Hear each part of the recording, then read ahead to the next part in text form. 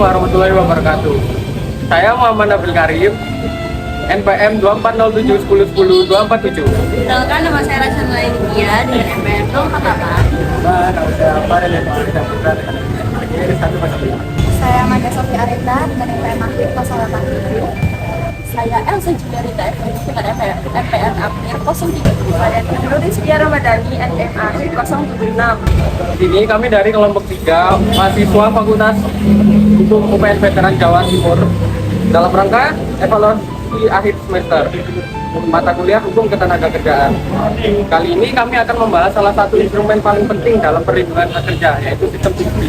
Kehadiran cuti bukan sekedar hari libur, melainkan hak konstitusional pekerja demi menjaga keseimbangan hidup dan produktivitas. Namun, bagaimana realisasinya di lapangan? Mari kita bincang-bincang langsung dengan narasumber kita. Selamat sore Mas. Sore Mas. Terima kasih ya sudah meluangkan waktunya pada sore hari ini. Mari kita perkenalan sedikit. Dari Masnya sudah bekerja berapa lama dan di bidang apa? Perkenalkan, nama saya Haikal. Saya kerja di bidang F&B. Saya bekerja sudah 1,5 tahun. Baik, mari kita lanjut. Ada beberapa teman saya yang menanyakan. Nah, Mas selama bekerja.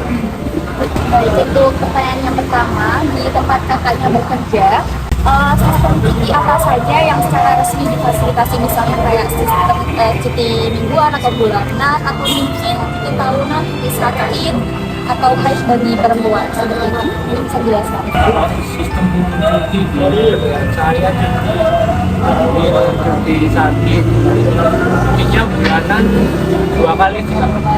Berarti dalam 1 bulan itu bisa cuti 2 kali seperti itu. Dari saya. Bagaimana sih alur pengajuan cuti di sana? Apakah birokrasinya itu mudah atau cenderung sering dipersulit oleh manajemen atau apa sih? Dipersulit sih Kak, tergantung temennya sih, ada yang mau gantiin atau enggak. Kalau misalkan lagi shift terus sakit, kita harus telepon temen kita gitu, mau gantiin apa enggak. Kalau misalkan temen kita nggak mau gantiin, ya kita tetap lanjut kerja. Berarti kerja dalam posisi sakit gitu Kak ya? Ya benar Kak. Bisa lanjut ke pertanyaan Iya, selanjutnya. selanjutnya Mas. Jika Mas Tuani sakit, apakah itu akan memotong jatah cuti bulanan? Dan apakah wajib menyertakan surat dokter meskipun hanya sakit ringan? Contohnya kayak misal Mas lagi sakit demam biasa atau asam lambung, itu kan kadang nggak perlu di dokter langsung. Sakit sih memotong jatah cuti juga sih Kak. Harus menyertakan surat dokter walaupun sakit, batuk, pilek, demam biasa, juga harus menyertakan surat dokter. Sama gaji juga dipotong sih Kak. Oh, gaji juga. Jadi gaji itu sampai dipotong berapa hari ya Mas? Atau sehari atau berapa? Potong sehari sih Kak. Kakak itu pernah nggak sih kayak merasa sungkan atau takut buat ngajuin cuti itu karena beban kerja yang tinggi atau adanya stigma negatif dari rekan kerja atau atasan kamu? Iya sih Kak, agak sungkan kalau mau izin cuti gitu, soalnya dipersulit sih sama perusahaan. Saya sama teman-teman juga agak sungkan kalau mau cuti gitu. Aku boleh tahu nih dipersulitnya itu gimana? Kayak harus ada surat dokternya kalau sakit, terus harus ada pengganti shiftnya. Kalau penggantinya nggak mau, ya kita harus tetap kerja. Selanjutnya ya Kak, jadi semisalnya tadi kan kakaknya bilang jatah cutinya sebulan 2 kali. Misalnya kalau dalam sebulan 2 kali jatah cuti tersebut nggak diambil, itu jatah cutinya akan hangus atau bisa diimplementasikan ke tahun berikutnya, atau mungkin bisa diganti dalam bentuk uang? Kalau nggak diambil akan hangus sih Kak, dan nggak bisa diganti dengan uang. Pertanyaan terakhir, menurut kakak, apakah sistem cuti yang berjalan saat ini itu sudah ideal dan berpihak pada kesejahteraan pekerja? Apa harapan kakak ke depannya untuk manajemen atau regulasi hukum terkait hak cuti ini, Kak? Kalau menurut saya cuti 1 bulan 2 kali udah ideal sudah. Tapi kalau sakit harus menyatakan surat dokter, itu harus disampaikan dulu sih. Soalnya kalau sakit nggak harus ke dokter sih. Baik, saya kembalikan ke Baik, terima kasih ya Kak atas jawaban dan insight-nya yang sangat luar biasa. Informasi Kakak ini sangat berguna bagi kita untuk memenuhi tugas hukum dan analisis hukum ketenagakerjaan ini. Terima kasih ya Kak, semoga kakaknya sukses dan selalu. Terima kasih ya.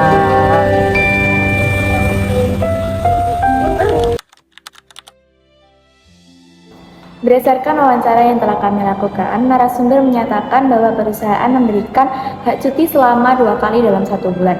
Ketentuan ini menunjukkan bahwa perusahaan telah menyediakan hak istirahat bagi pekerja. Namun perlu diperjelas apakah cuti tersebut merupakan cuti tahunan atau kebijakan internal perusahaan. Dalam hukum ketenagakerjaan sendiri, hak cuti tahunan diatur dalam pasal 79 ayat 3 Undang-Undang Nomor 13 Tahun 2003 tentang Ketenagakerjaan. Sebagaimana telah diubah melalui Undang-Undang Nomor 6 Tahun 2023 tentang Cipta Kerja yang menyatakan bahwa pekerja berhak memperoleh cuti tahunan paling sedikit 12 hari kerja setelah bekerja selama 12 bulan secara terus-menerus. Nah, kali ini saya akan membacakan tentang analisis prosedur pengajuan cuti yang dipersulit dari narasumber yang telah kita wawancara. Nah, narasumber tersebut menjelaskan bahwa pengajuan cuti cenderung dipersulit karena harus mencari pengganti shift terlebih dahulu. Bahkan ketika pekerja sedang sakit dan tidak ada pengganti, pekerja tetap diminta untuk bekerja. Kondisi ini menunjukkan bahwa adanya potensi pelanggaran terhadap hak perlindungan seorang pekerja. Pada prinsipnya, pengusaha wajib memberikan perlindungan terhadap kesehatan dan keselamatan seorang pekerja. Kewajiban mencari pengganti seharusnya itu menjadi tanggung jawab seorang manajemen dalam mengatur operasional perusahaan, bukan membebankan semuanya kepada seorang pekerja. Narasumber yang menyatakan bahwa pekerja sakit wajib menyertakan surat dokter. Secara hukum, perusahaan memang dapat meminta bukti medis untuk memastikan pekerja benar-benar sakit. Hal ini sejalan dengan pasal 93 ayat 2 huruf A Undang-Undang Ketenagakerjaan yang menyatakan bahwa pekerja tetap berhak memperoleh upah apabila tidak masuk karena sakit. Dalam praktiknya, surat dokter sering dijadikan alat pembuktian kondisi kesehatan pekerja. Namun, apabila sakit yang dialami tergolong ringan dan pekerja mengalami kesulitan memperoleh surat dokter, perusahaan sebaiknya menerapkan kebijakan yang lebih fleksibel agar tidak memberatkan pekerja. Berdasarkan wawancara nomor 4, adanya tekanan sosial dalam pengambilan cuti, narasumber dan rekan-rekannya mengaku merasa sungkan mengajukan cuti karena prosedur yang rumit dan sikap perusahaan yang dianggap mempersulit. Kondisi ini menunjukkan adanya hambatan non-formal dalam melaksanakan hak cuti. Secara normatif, hak cuti merupakan hak pekerja yang dijamin oleh peraturan perundang-undangan. Oleh karena itu, pekerja tidak seharusnya merasa takut atau mendapat tekanan ketika hendak menggunakan haknya. Jika budaya kerja membuat pekerja enggan menggunakan hak cuti, maka tujuan perlindungan ketenagakerjaan untuk menjaga kesejahteraan dan kesehatan pekerja menjadi kurang optimal. Lalu masuk ke pertanyaan selanjutnya. Berdasarkan jawaban narasumber, jatah cuti yang tidak digunakan akan hangus dan tidak dapat diuangkan. Pada dasarnya, peraturan perundang-undangan tidak secara tegas mengatur bahwa sisa cuti harus diuangkan atau dapat diakumulasi. Pengaturan mengenai hal tersebut biasanya ditentukan dalam perjanjian kerja, peraturan perusahaan, atau perjanjian kerja bersama.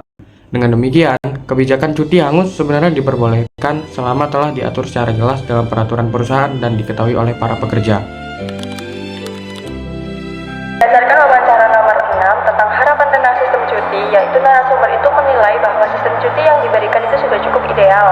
Akan tetapi, ia berharap bahwa perusahaan itu lebih fleksibel dalam menangani pekerjaan yang sakit.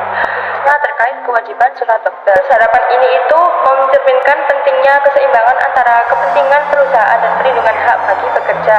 Regulasi ketenagakerjaan pada dasarnya itu bertujuan untuk menciptakan hubungan kerja yang adil, sehingga kebijakan perusahaan seharusnya tidak hanya berorientasi pada produktivitas, tetapi juga memperhatikan kondisi kesehatan dan kesejahteraan bagi pekerja. Dari bapak kami, terima kasih. Wassalamualaikum warahmatullahi wabarakatuh.